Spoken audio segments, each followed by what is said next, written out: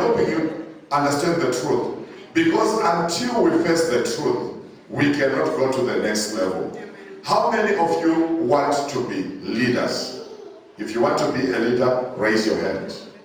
Yes. Okay? You want to be a leader. I know your understanding is that to be a leader, you must be. The question I have is, what type of a leader are you? Are you a 2 out of 10? Are you a 3 out of 10? Are you a 4 out of 10? To tell you the truth, if you are in charge of something and it is not working, it means you are a very weak leader. You understand?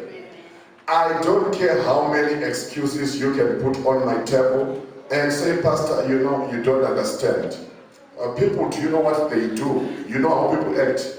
A leader will get results in spite of the environment. Amen. Did you hear that? Amen.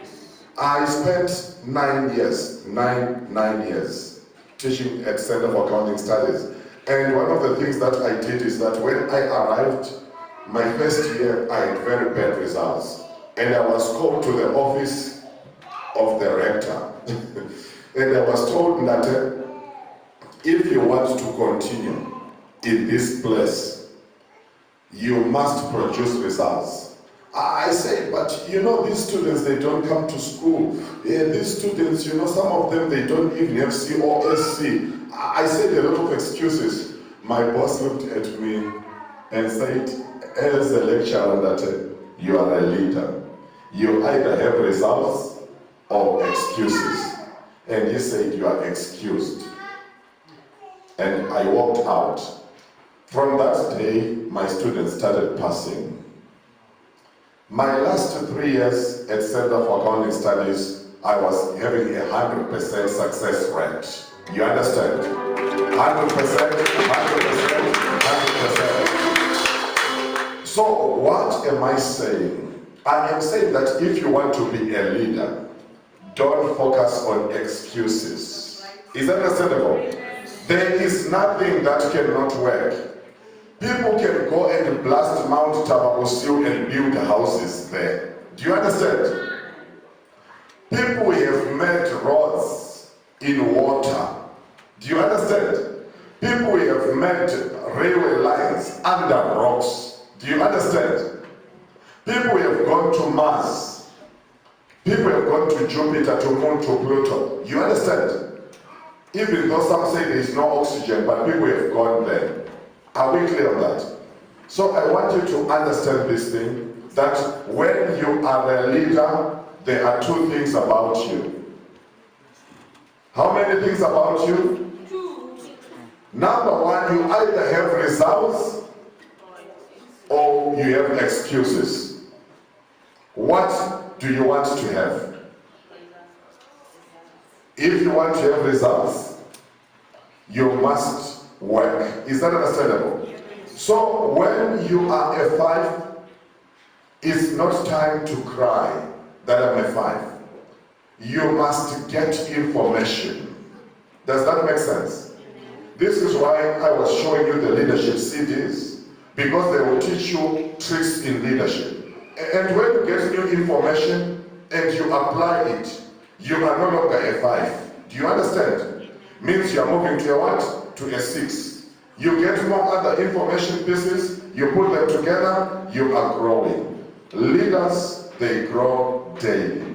They don't grow overnight. Are we clear on that? So, this man here will never follow this man. Is that clear?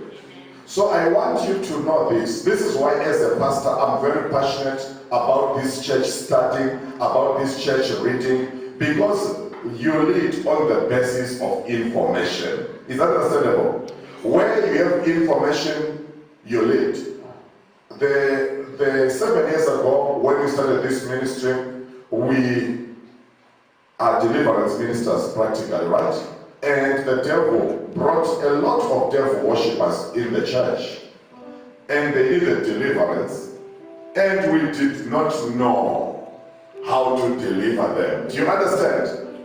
But because we know that leaders grow daily, we started looking for resources, books, CDs, DVDs on Satanism and deliverance, and we found a resource which told us how to deliver devil worshippers. Do you understand? And then we grew. So when we came to church one day, we say to the team of those devil worshippers, you come here.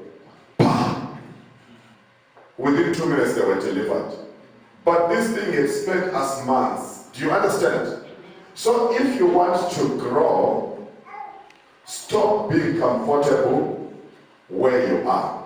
Did you hear that? Stop being what? Comfortable where you are. You know, some of you, you've been on the same job for too long because I am born to lead. And as a leader, I make a choice today. I'm growing. And next level is a reality. Amen. So now I have shown you leaders why you lose people. Do you understand this? So if a leader who is a 10 comes here and you put him in here, he will look here, this is a 7. He will look here, this is an 8. And you will say, I cannot stay in this organization.